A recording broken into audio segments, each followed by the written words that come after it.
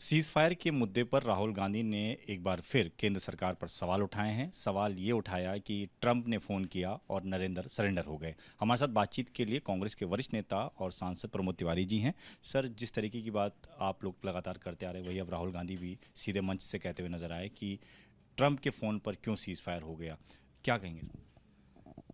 राहुल गांधी ने तर्कस पर सच का बाण चढ़ाया और भारतीय जनता पार्टी के पाप की हड़िया में वो जाके सीधा लगा, तिलमिला गई, विक्षिप्त हो गए हैं नेतागण।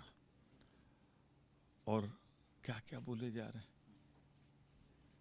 मैं सिर्फ इतना कहना चाहता हूं, मैं अपने सबूत के तौर पर डोनाल्ड ट्रंप का कथन एक बार नहीं 12 बार कि सरेंडर उन्होंने कराया है। वो दुनिया के सबसे बड़े देश के राष्ट्रपति और हमारा प्रधानमंत्री इतना भी नहीं करता, खंडन करे कि जो डोनाल्ड ट्रंप कह रहे हैं गलत कह रहे हैं। ये भी साहस नहीं दिखाते आप, तो दुनिया क्या समझे कि एक तरफ 1 2 3 4 12 बार कह रहा है कि मैं उन्होंने सरेंडर कराया और आप बोल नहीं रहे।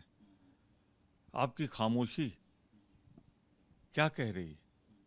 आप में दम है तो प्रेस कॉन्फ्रेंस करिए, बुलाइए, कहिए और कड़ा प्रतिवाद कीजिए अमेरिका के राष्ट्रपति से कि आप गलत कर रहे हैं। तो नेता विरोधी दल के रूप में राहुल गांधी ने वही कहा जो सच है, और सच कहने से राहुल गांधी को दुनिया में कोई नहीं रोक सकता। लेकिन सर, राहुल गांधी का बयान आया तो बीजेपी ने भी उस पर जवाब दिया। बीजेपी कह रही है कि ये सेना का अपमान है, सिर्फ ऑपरेशन सिंदूर का नहीं बल्कि सेना का अपमान किया है।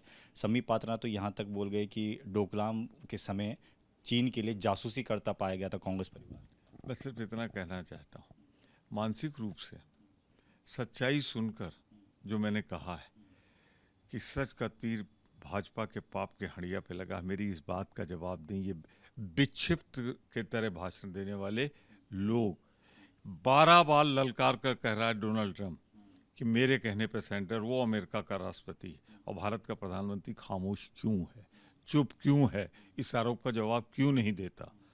ना पढ़ी हो तो एक लाइन पढ़ लें, मौनम स्वीकृत लक्षण। ऑपरेशन सिंदूर को लेकर सर तमाम विपक्षी दल एकजुट होते हुए नजर आ रहे हैं। 16 पार्टियों ने चिट्ठी एक संयुक्त तौर पर प्रधानमंत्री को दी है। आप लोग लगातार मांग कर रहे हैं, क्या लगता है सर सरकार इस बात को लेकर मानेगी? भारत का संविधान, इसका आर्टिकल 75 कहता है कि मंत्रिपरिषद सामूहिक रूप से उत्तरदायी होती है सदन के प्रति।